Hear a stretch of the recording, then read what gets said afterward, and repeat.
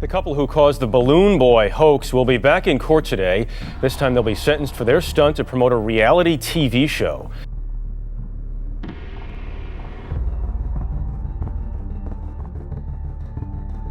Parenting is one of those things that are both science and art. It can be a science because there are simple laws of parenting that aren't difficult to follow, but it's also an art because each parent's approach to training and dealing with their children isn't always the same.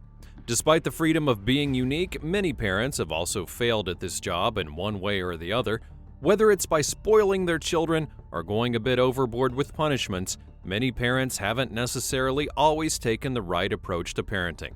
In this video, we'll go ahead and see parents who went a little overboard, as well as their possible reasons behind the mistakes they made. Some of these cases could be simple mistakes, while others are huge flops that would make you scratch your head in confusion. And if you've got a bun in the oven, maybe you could take a lesson or two from these people. Join us as we have a look at 15 parents who went way too far with parenting. Number 15. The Never Say No Parents. As a parent, one of the very first things that you need to learn is how to tell your child no. Besides the fact that some children can have relatively outlandish requests, telling them no basically teaches them that life isn't a bed of roses and they can't always get their way. However, for the family of Chase McCann, it appears that this lesson must have been stuck in the spam folder somewhere. Based in Britain, the McCann family is a moderate family with 3 children. However, while Chase isn't the only child, she appears to be the focal point of the family.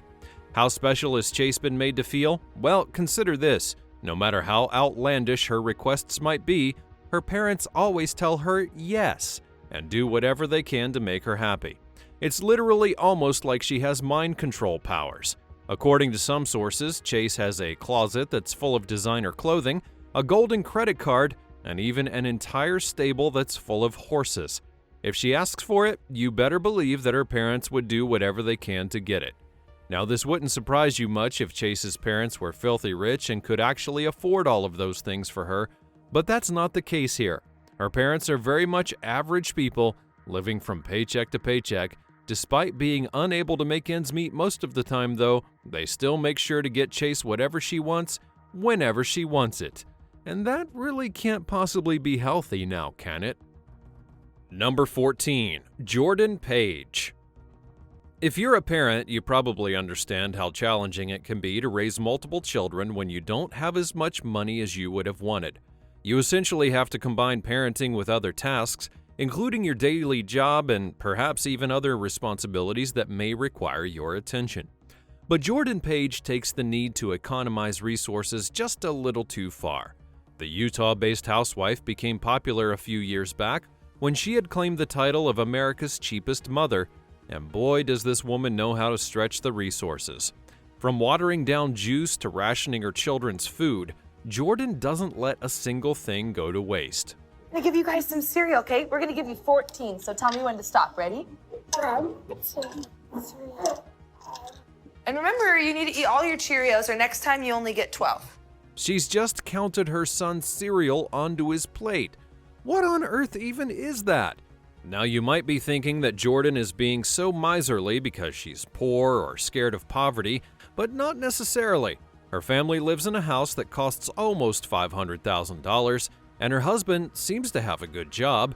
Still though, this penny pincher definitely doesn't hold anything back when it comes to saving. Jordan is so extreme that she literally takes a basket and goes to beg her neighbors for food. Hey Chris, how's it going? I was actually wondering if you guys had any leftovers or any food that you're not using. I've got some lettuce. Okay, well, I know you should be as smart as possible with your money, but this lady just borders on disturbing. Number 13. Lynn and Mark.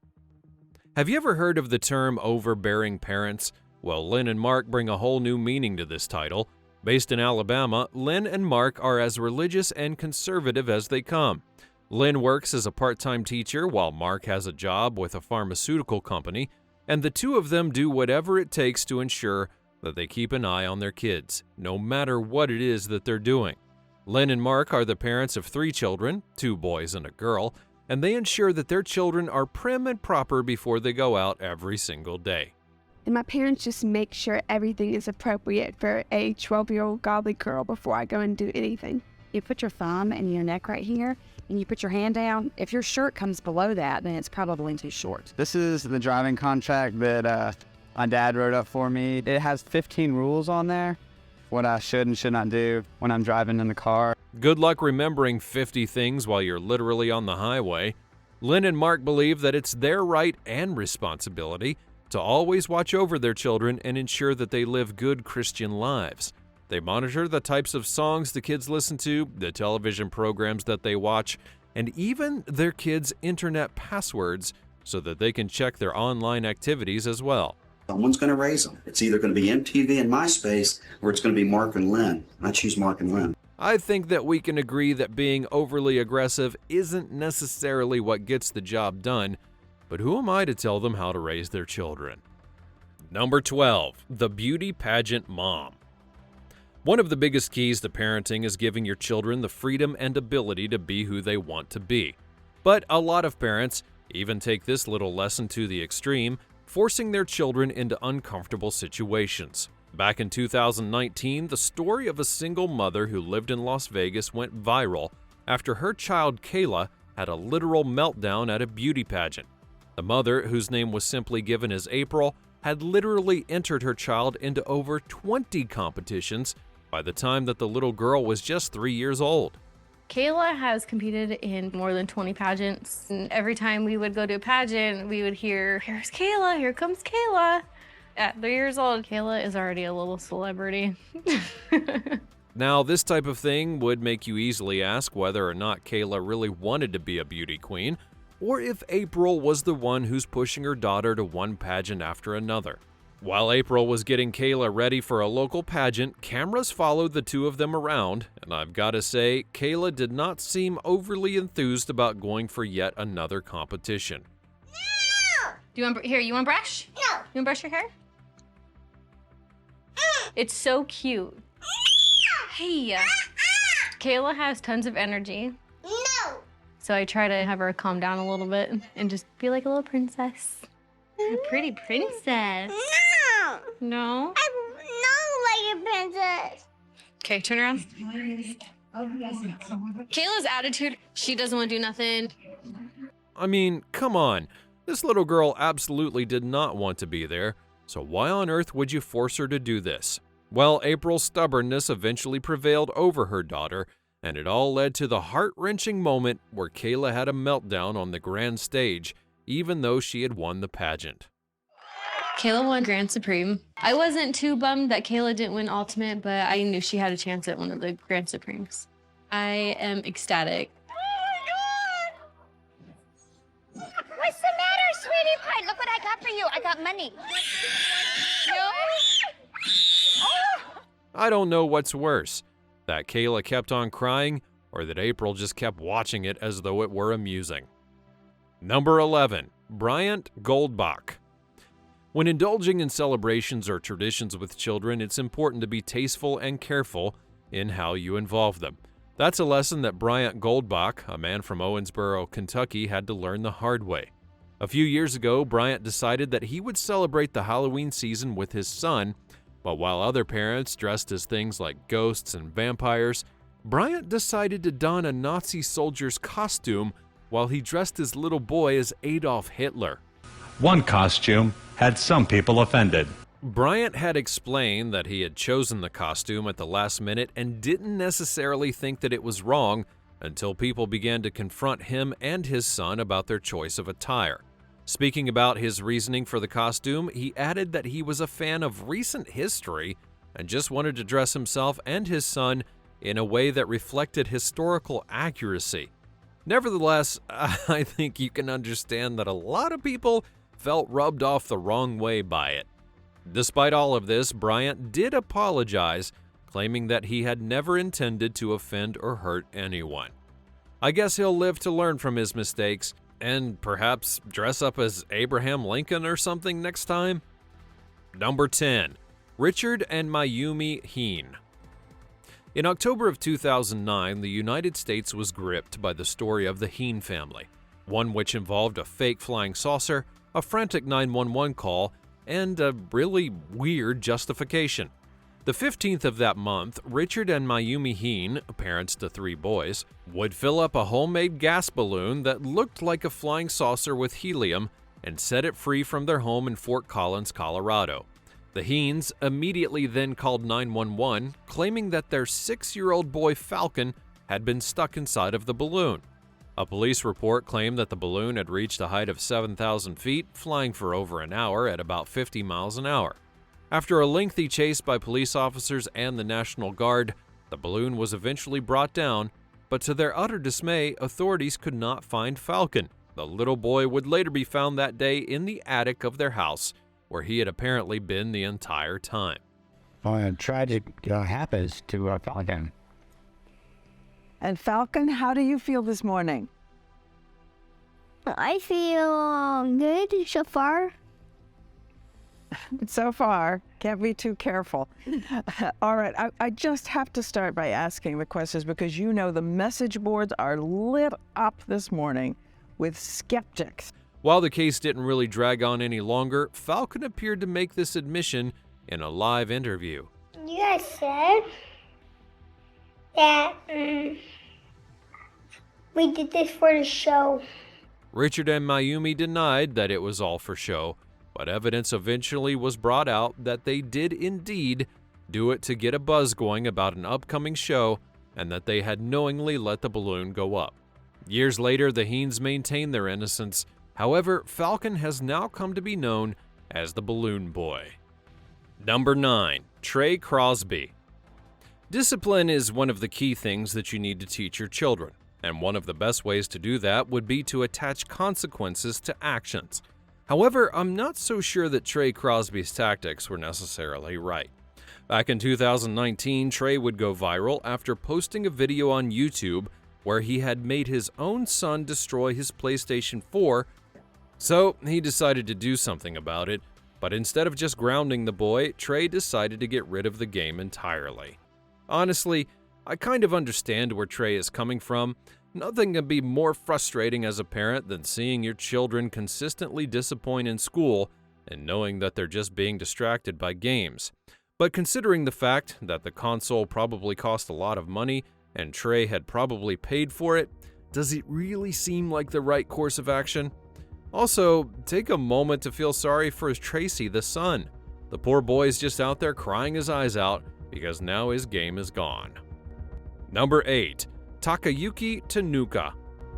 Yet another example of a man who took punishments a bit too far, we have Takayuki Tanuka, a Japanese man who decided to leave his child in the woods as a form of punishment.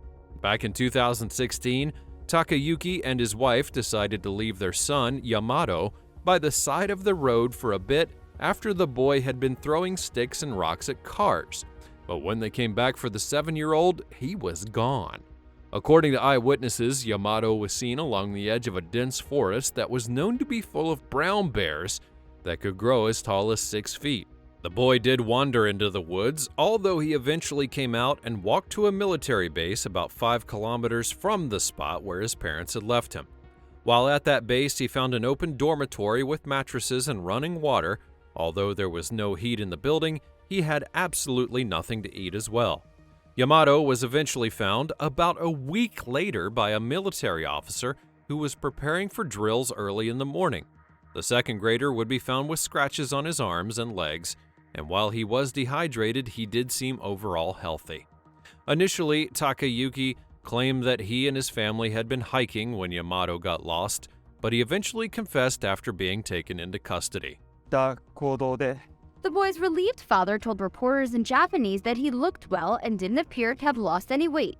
And the most important thing is that he's safe. While Takayuki and his wife were not jailed for their actions, this weird form of punishment definitely caused a bit of a stir. Number 7. Nina Nostal. Seeing parents spoil their children is not a novelty. However, when you're Nina Nostal, you do everything in your power to ensure that your children have everything they could ever need, even if you're not there to be an active parent. As a millionaire celebrity, you can only imagine that Nina lives the posh lifestyle. She has all the best jewelry and clothing, and pretty much everything that money could buy, And when it comes to her children, Noah, Leah, and Alexa, Nina does so well to ensure that everything is aces for them. Now, to do this, she reportedly spends a whopping 200,000 British pounds a year on staff alone just for her children, from maids and cooks to cleaners and drivers. But that's not all. All of Nina's children have individual nannies, and Noah even has a Lego therapist who was recommended by his school.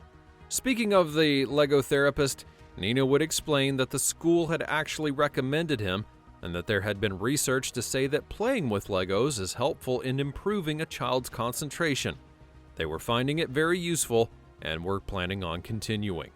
When you're a wealthy celebrity who's married to a hedge fund manager, well, I think that you can hire as many Lego therapists as you like. Number 6. Gemma and Louisnsley. As I said earlier, one of the many interesting things about parenting is that you can easily follow playbooks that are set by others to guide your parenting style and your children. But for Gemma and Louisnsley, following a parenting rule is very archaic.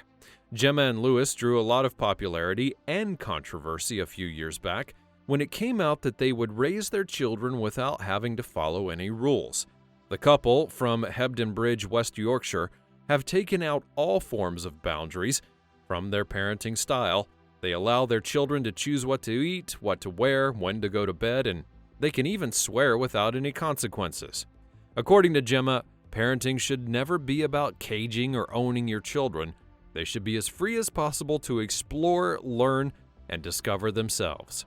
Yeah, for one thing, I don't think some parents even understand themselves why they won't let the kids cut their own hair, because it's kind of ingrained in you that you have this ownership over your children. But really, we shouldn't say it like that. It's not about owning your children. While most children go to school every day, the Ronsleys have decided to ditch that idea. Instead, they teach their kids at home, while education inspectors check every year to see their progress. I'm not criticising people sending the kids to school by any stretch, but I do think to myself, it's a little bit like they're penned in there, and then these guys are just free, and I think that's the most important thing. But it's like every day for them is just like being a kid day. Like, I'm just going to be a kid today. Do you know what I mean? It's just about being children, really. As Gemma puts it, their off-grid parenting style works for them because they let their children be as free and happy as possible. I'm not so sure about this one, though. I mean, they've got 7 of them, all whom are free to go to bed whenever they please. Keeping up with these children has to be an absolute nightmare. Number 5. Steve Plottle. As a parent, it's expected that you love your children unconditionally. However, for Steve Plottle, it appears that the meaning of love wasn't necessarily explained as a child. When Steven was 20 years old, he met 15-year-old Alyssa Garcia.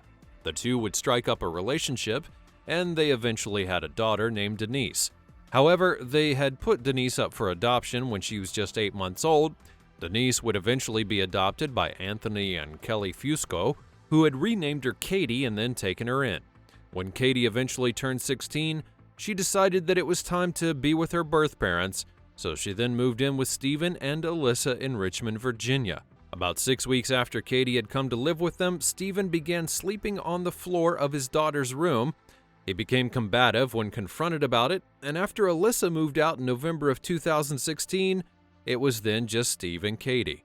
Then in May of 2017, Alyssa had confirmed to police that she found out that Katie was pregnant. She told police that she angrily called Steven out and that he flat out admitted to impregnating their own daughter. Since they didn't have the same surname, Steven decided to marry Katie and then raise their child Bennett as his own. The new parents then moved into a house in Knightdale, North Carolina, but they were arrested in January of 2018 by authorities on charges of incest and adultery. Katie would eventually be released on bond and moved back to her adoptive parents in New York. However, in April of 2018, police found her and her adoptive father shot dead. Steven's car was found just a few miles away from the crime scene, and Steven himself was found dead from a self-inflicted gunshot wound. Number 4. Catalina Clauser. As a parent, striking a balance between giving your child total freedom and doting on their every move can be confusing. However, when you're as careless as Catalina, there's an argument to be made that you shouldn't even be having children at all. In 2014, Catalina captured national news when it would be reported that she had been driving with her 5-week-old baby strapped to the roof of the car. According to reports, she had gone to a friend's house and was already heavily under the influence when she decided to take her son home. Catalina had driven about 12 miles when the baby seat literally fell off of the car, and even still she didn't notice and just drove off like it was no one's business. How could she have managed to do this? Well, how else do you think? Catalina was high out of her mind, so high in fact that she didn't even care where her baby was. She would eventually be arrested and charged with an aggravated DUI and child abuse, and then sentenced to 16 months probation and 3 months of jail time. I know how this goes without saying, but I'll say it anyways. Please don't do drugs and drive. Number 3. Balloon baby parents. Every now and again, we all play pranks on each other. The joy of watching someone fall for a prank that you orchestrated is pretty fulfilling, and when that prank is planned very well, even the smartest of us can easily fall. But I think that some pranks might just be a bit over the top, such as this one. In a clip that was posted a few years ago, these parents decided to use their baby boy named Gary to prank his grandmother. So what did they do? Well, they literally tied a bunch of balloons to little Gary and then let him float away. I mean, just get a load out of Grandma as she raced to catch Gary. Look at Emerson. Emerson! Oh my gosh, so cute! Oh my word! Fortunately, the panicky grandma soon found out that it was a prank, as Gary's father was right there to pick him up and prevent him from hitting the ceiling. While this was actually pretty funny, I don't think that old grandma will be laughing after that, or who knows, maybe she's a good sport and takes it all in good fun. Number 1. Chiquita Hill. I'm going to end things with the story of Chiquita Hill, a woman from Georgia who decided to scare the socks off of her son after she had repeatedly warned him against bad behavior. In May of 2015, Chiquita had gotten enough of her 10-year-old son Shaw's antics, and as she told reporters, the boy had been talking back to his teachers and wasn't doing his homework. And so she decided to take a different approach to discipline and do something that would really hit him. So she called 911 on Shaw and asked the police to pretend that they were taking him to jail. She explained that she was sitting there trying to decide how she was going to discipline her son because previous actions had never worked. So obviously, she made it up in her head that she was just going to call the cops. The cops then actually decided to play along, and Chiquita even took pictures and posted them on Facebook. She said that the cops had told her that her son wouldn't be in any danger, so I guess it was all in good fun, but the entire thing still caused a little bit of controversy online, as many had criticized her for taking things just a little bit too far. Being a parent is never easy. However, when you consider some of the things that some of these people did, you'd almost want to question how they even managed to give birth in the first place. But what do you think? Did these parents go too far? And would you have handled some of these situations differently? Let me know all about it in the comments down below, and I'll see you next time.